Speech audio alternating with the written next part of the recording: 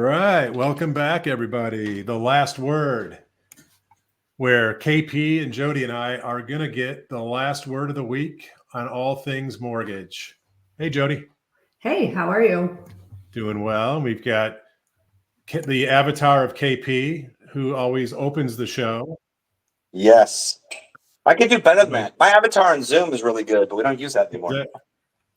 Awesome. So we got 30 minutes and an unbelievable amount of stuff to talk about. So if you guys are okay with it, I say we get rocking and rolling. What do you think? Let's roll. Awesome. Ladies first. Well, KP, we just kicked KP out. What the heck?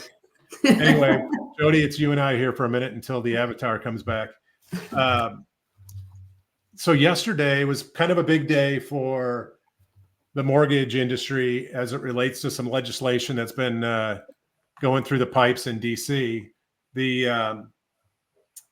morning, the MBA announced and the Broker Action Coalition announced, and I'm sure Taylor Stork and the CHLA are going to have some commentary on this, that the first major milestone for the trigger leads bill is has kind of gotten through, an important toll gate. And so yesterday, there was an amendment made to the National Defense Authorizations Act that includes this trigger lead legislation. And so this essentially passes this legislation through the Senate. And then what'll happen next is the chambers have to go to a vote, and it all has to go through that kind of process.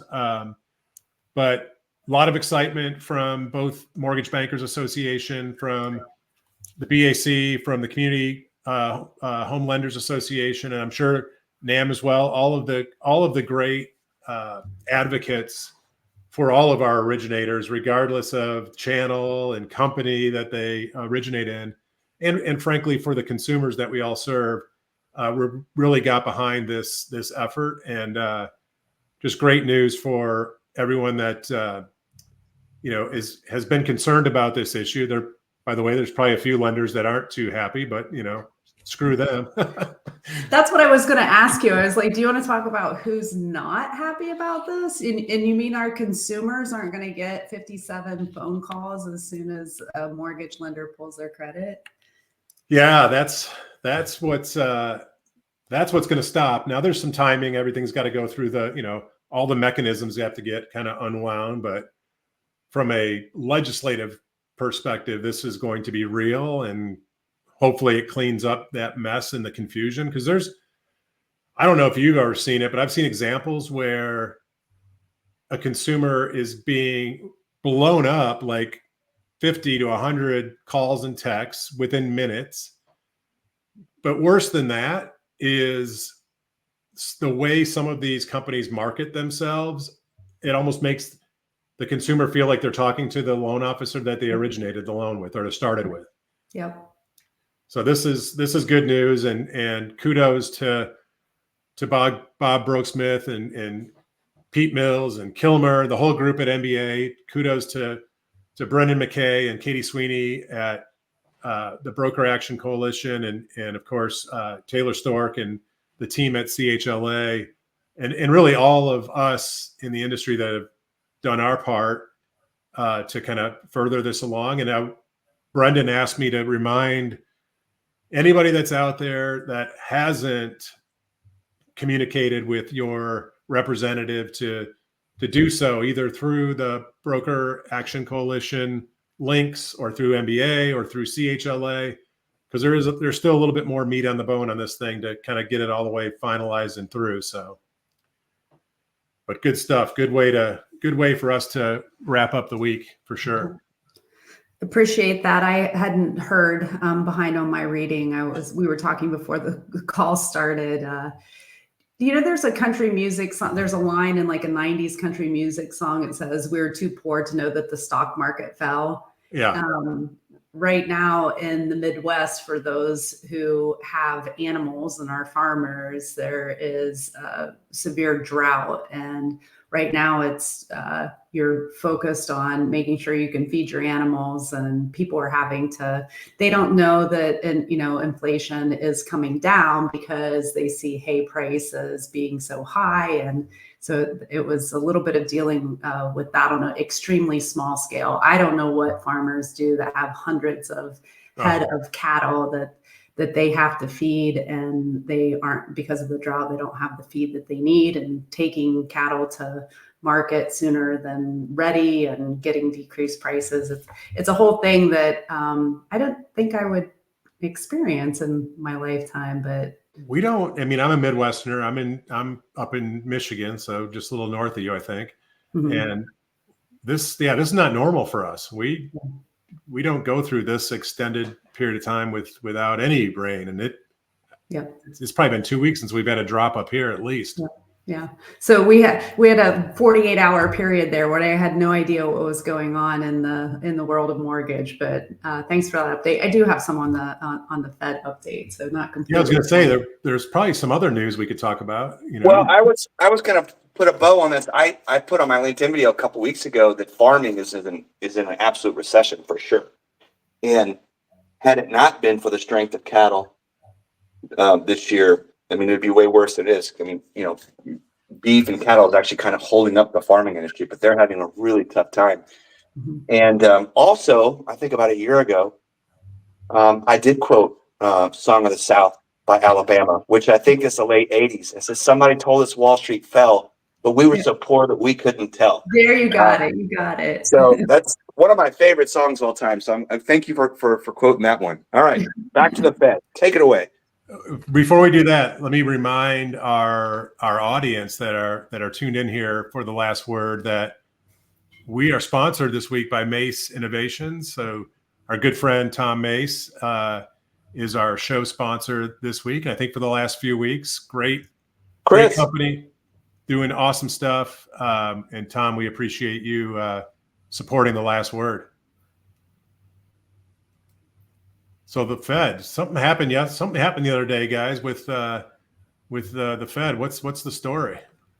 I actually had a question for KP, because we've been explaining for so long to loan officers that and to our home buyers that a rate cut, the Fed's rate cut isn't going. It's already been baked in on the interest rates. But I was curious as to how many conversations KP has had to have in the last 24 hours about why interest rates went up when the Fed's cut rates.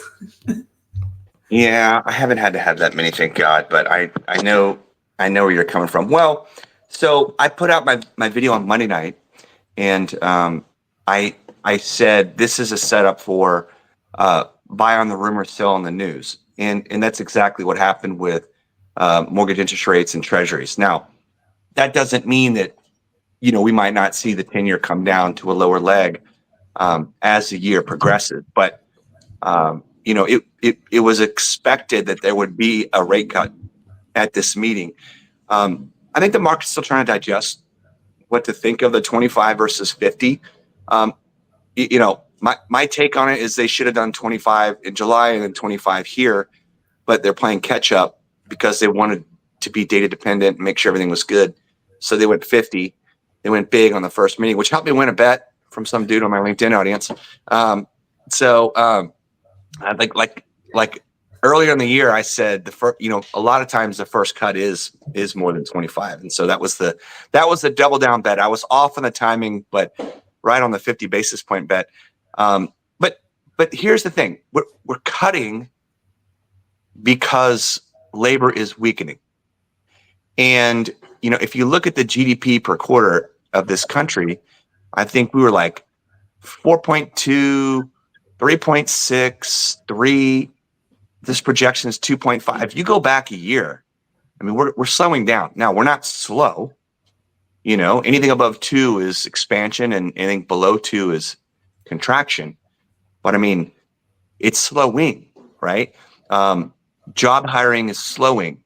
Job openings are slowing. Like half the jobs that are created out there are either government jobs or in healthcare, which is a completely government subsidized industry. So, and then when you see the jobs number, if someone's part-time, it gets counted, but we all know part-time is not as good as full-time. So I think the market is going to sniff out here in the coming days that the reason we're cutting is because like there is a threat of recession, right? And so yeah, to answer your question, Jodi, I mean, if I just got that, I'd be like, hey, rates are way down. They're the lowest they've been coming down since October. I've been telling you guys since October that rates are getting better, and they're better. And then, they're still at a very low point, and I think they'll get lower over the next year. The Fed said they're going to cut 100 basis points total this year and another 100 next year. If you believe the dot plots, which of course are never right, but that's just how they feel right now. And so if the trend is the economy is going to continue to weaken and labor is going to continue to weaken, they may say more than 100 this year and more than 100 next year. And so, so the trend is now reversed. We're in a quantitative easing cycle, and the Fed has admitted it, and it's game on for us in the mortgage business, and it's only going to get better. So I had another bet, a different bet than probably you had, KP. I had the over under within the first 30 minutes, how many loan officers would put a post out that would make no sense to consumers about the Fed's decision, and I won. Yep. The over was about 1,000. You're too connected. My last bet on interest rates, I won. It was with John Hill, and there is allegedly still a bottle of Angel's Envy sitting on his desk in Michigan that hasn't quite made it to me over about 18 months. Oh yeah, let's call him out. Yeah, that's it. You'll never see that, by the way. So just so you know, when bourbon is distilling in a barrel, which by the way I have a little barrel right here. You can see this little bad boy here. So when there's a part of it that naturally evaporates out of the barrel that's called the angel's share. And so this company, when it got trapped and stayed in the barrel and got bottled, they came up with a creative name. They called it the Angel's Envy. So there you go. The more you know. And I hope you get that bottle because it's a really good one. I'll text John right now. You can find it now. There was a shortage of it there for a while, so I can buy my own bourbon. Everybody say hi to Bob. Womp dog in the house. Let's go. Yeah, he says hello, and he says hello to Jodi specifically. Interesting. Hi, Bob. No, that's not what he said. Jerk. Yeah, screw you, KP. Look at it right there. No, he said, I'm blessed with two of my past lenders on here. Yeah, but he said hi to Jodi, not you. Okay, So, well, Jodi's very sweet. I'm not. It's very true. So anything before we close out? I mean, it'll be interesting to see what the next 30 to 60 days brings in terms of the impact to volume. I'm not as close to the firing line certainly as KP is, but what I'm hearing and just anecdotally is there's a little bit of feeling of optimism, more of a feeling of optimism by originators, and that's a good thing really for us and for the consumers they serve. So now we got to just put it into action and into revenue, of course. Yeah, I mean, I talk a lot about the flow of money, the velocity of money, and money supply will now start to expand. Right now, it takes a little bit of time, right? So there's still net sellers of mortgage-backed securities, which isn't great for us. That's not good for us. And so, the Fed is letting mortgage-backed securities run off their balance sheet. So, so I think that is still a headwind, even with lower market rates. Having said that, there's a lot of things opening up. I mean, I read an article that OpenAI has a new, they just raised $6.5 billion on $150 billion valuation, billions, not millions, 6.5 billion. This would be the biggest raise ever, in a single series round. And so it's no coincidence that it's announced this week. I talked to some friends who own some, you guys know, I dabble in venture capital. There's some excitement there. There's some buzz. People are excited to know that, okay, some more money will start flowing into businesses and innovation. And that's good for all of us. So it just takes time though. It doesn't happen overnight. All this stuff just takes a little bit of time to get the medicine in the system. And Yeah. Jodi, I think you're really close to this next kind of topic in what you're doing with your business. Just because we got this little shot in the arm from the feds doesn't mean we're, lenders and smaller lenders in particular are not out of the woods yet. And we're still hearing of a lot of talks around M&A. I think there's a couple, deals probably like very close to being formally announced. I've heard of a couple, I wouldn't call them M&As as much as A's. It seems like there's some undue pressure on some smaller lenders with smaller balance sheets in being impacted by repurchase demands from the GSEs that have triggered some, aqua hires, if you will. Yeah. What are you seeing? Yeah. What are you hearing? Yeah, same thing. We were talking about this through email, but as we see those companies, those small mid-sized lenders that don't have servicing portfolios and are, get a little shot in the arm from lower interest rates and getting a mini refi boom to get some cash in their pockets, are going to continue, like you said, to look more towards acquisition and merger. And, that I think will continue with interest rates, even with them going down, and having hope that there will be some money injected for first-time home buyers or for builders for purchase business. They haven't put themselves in a position to be able to sustain for the long-term future. And maybe now is the time that you could get the most out of an acquisition. To your point about KP was talking about technology and money opening up in the venture capital space to increase technology. The other thing is people haven't taken advantage of this slower time to invest in themselves and evolve. And we're the larger lenders who have invested and have figured out how to originate a loan with less expense and without having to go out and hire everyone so that there's a greater profit margin. All those that are behind, two things are going to happen. One, the lenders that are going to stay in business, they're still going to throw people at the problem, or they're going to be calling these tech companies and saying, I need you to implement today because I didn't do anything. Yeah. Or they're just not going to make enough of a profit to warrant staying in business, and they're going to turn around and be acquired. Love it. Yeah, I agree.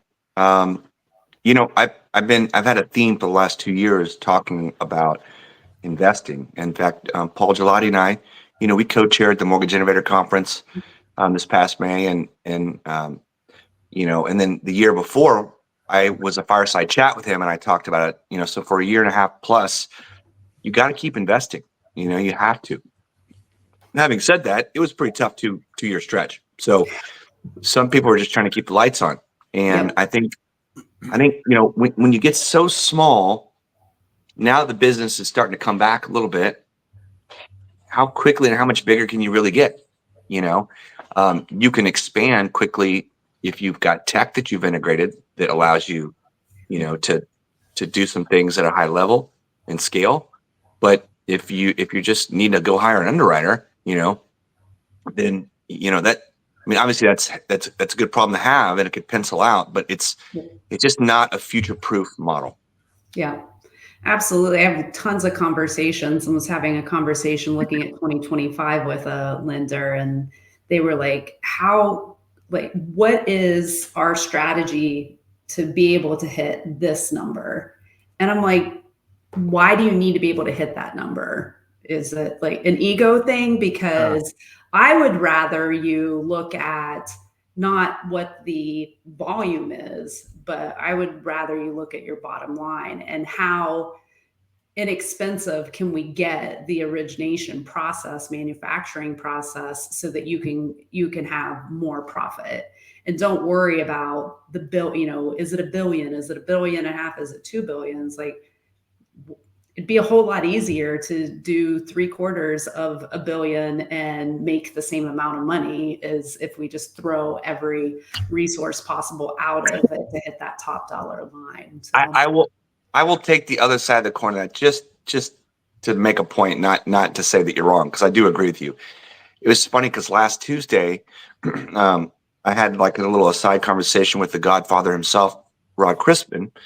This is part of the Crispin commentary, and we were talking about, there's so many of these people that go to TMC and all these different events, and they cut costs, and they're so good at all this operating, and he's like, well, why are they only doing 30 million a month?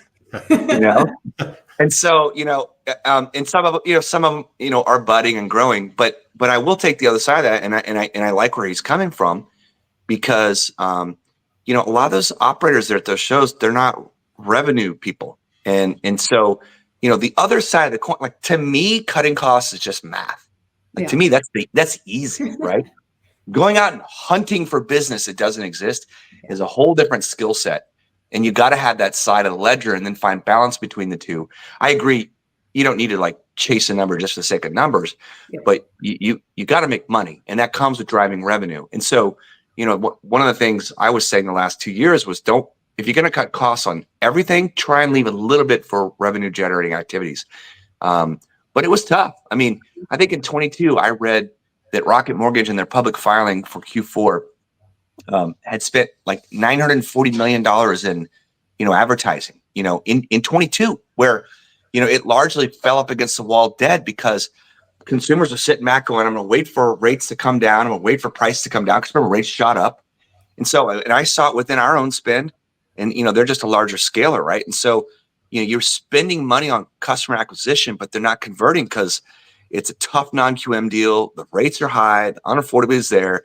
And there wasn't a lot of, inventory either. So, there's also a timing aspect to when you want to spend on revenue. Cost cutting never goes out of style. That's always in vogue. For sure. While we're on the topic real quick, I'm just curious for each of your thoughts on, one of the biggest challenges our industry's always had, probably always will have, is the people part of it, where you never hire fast enough and you never cut fast enough, right? That's really the issue. I've always kind of thought the right model from an originator perspective is to staff your business with full-time employees somewhere around 75% of your capacity with FTEs, and then through partnerships have this flex capacity that is there for you when opportunity comes in volume, but then also can quickly go away without cutting cutting into the meat and the bones of your company. And I'm hearing more kind of talk around that strategy going forward. Just curious if you guys are having some of those same discussions as you're out there running around. Yeah, I think that last week at TMC, we probably heard more people willing to outsource different pieces of their business specifically for that, or have spent the last couple of years applying automation to do some of the very tedious manual tasks. Tons of talk around automating disclosures and automating underwriting and OCR, getting the data extraction and dot classification in place to meet your point from a staffing perspective. But I guess this is optimistic from a market perspective, but you go on LinkedIn and you see people hiring processors and underwriters. And we haven't seen a lot of advertisements for processors and underwriters over the last couple of years. So some have made changes, and some are going to continue to throw people at it. Yeah, I would just add that, there's a difference between purchase and refinance business. And so, we're very purchase heavy in retail, and then wholesale channel here kind of follows behind that, and then core. They were all pretty high purchase, by the way, about a year ago, just because of the market. But it's a little easier to staff for the purchase swings. It's very seasonal. I'd be curious to see the unit count, how much higher it gets with this little tailwind of lower rates in the second half of the year. We've been hiring though. hiring in operations, so that's good. And I do the closing comments of our company's new hire orientation. It's the second Tuesday of every month, and we had 43 new hires. Nice. Yeah, so we're staying on top of it, and I now some of those are obviously our loan officers, a little higher turnover in there, but a lot of operations people in that month. And so refi business is the one where, to your point, Brian, about that number, like that target, I'm really curious to see how much the servicers win this go round versus the origination teams that don't hold servicing in house. So we have a pretty decent sized government book. We sold a lot of our conforming book just because the price was so stupid. They're like, would you like 5 years of retention at 100% retention? Here's a check. We're like, sure. Yeah. Okay. I mean, color me stupid if I don't take it. But now there's a battle out there, right, from all originators and servicers on who's going to get that next refinance. And I think the servicers have really stepped their game up. I think they're really good. They've got great systems in place. They've been investing as well. I think this might not be as, that's what I'm saying, boomlet.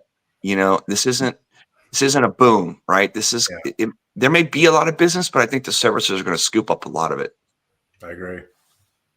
Yeah. They've been the biggest of the big, have been really investing heavily, not just in traditional servicing technology, right? In tools to help them win in an opportunity like this. This is why a lot of them have been so aggressive on the acquisition front and buying servicing, right? Yep. And investing in the tech. I mean, PennyMac's public case against Black Knight, for the MSP, which is the servicing software used for servicing. I think the headline number is like either 145 million, 165 million, whatever it was. But PennyMac got to keep the intellectual property, which is huge.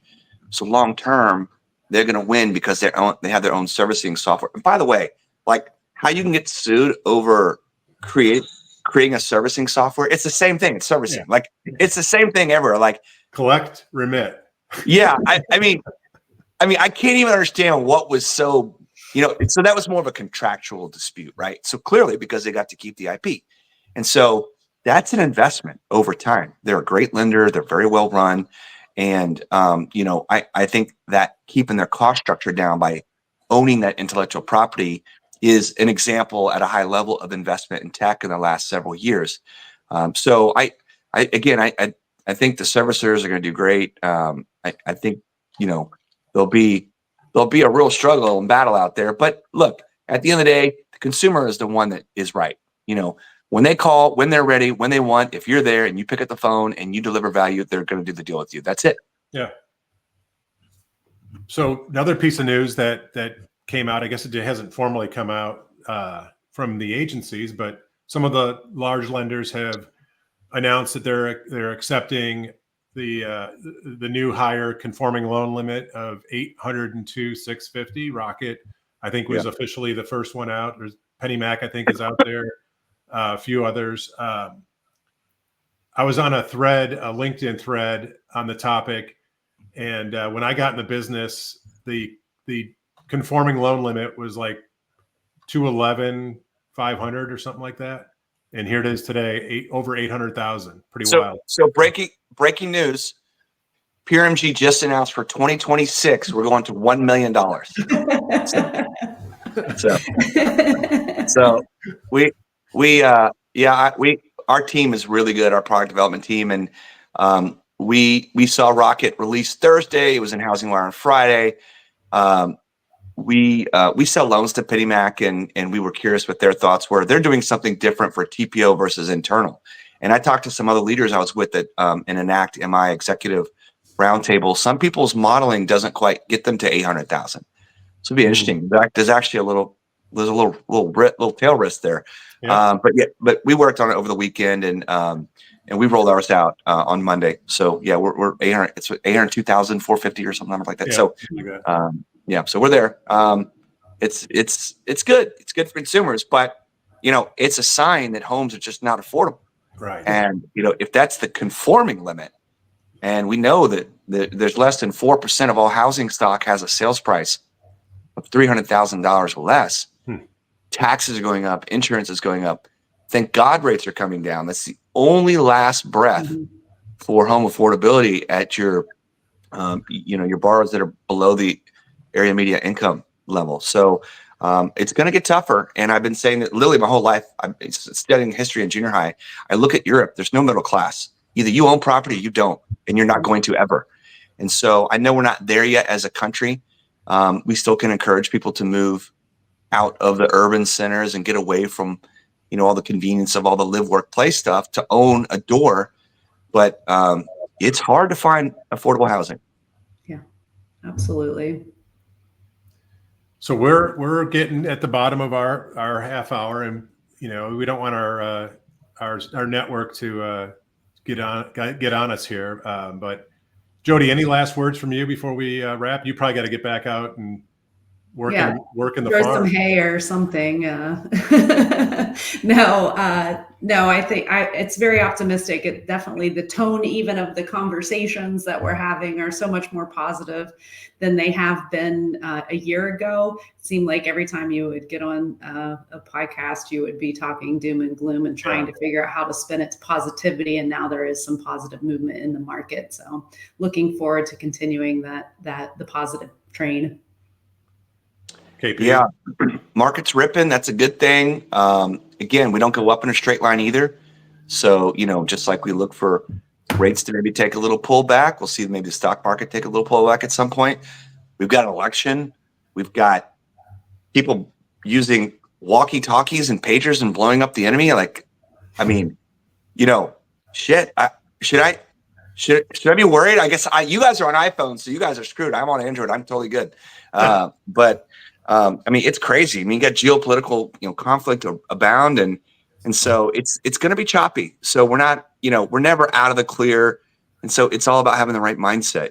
We face adversity every single day in our business and every business and in life. And so, but it's nice to have a little tailwind. The seasons are changing.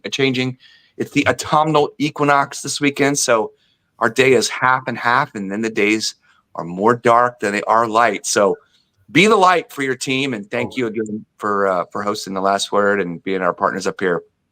Mace Innovation, of course, Jodi and Brian. Love that. I'll flash. I got to work on this backdrop.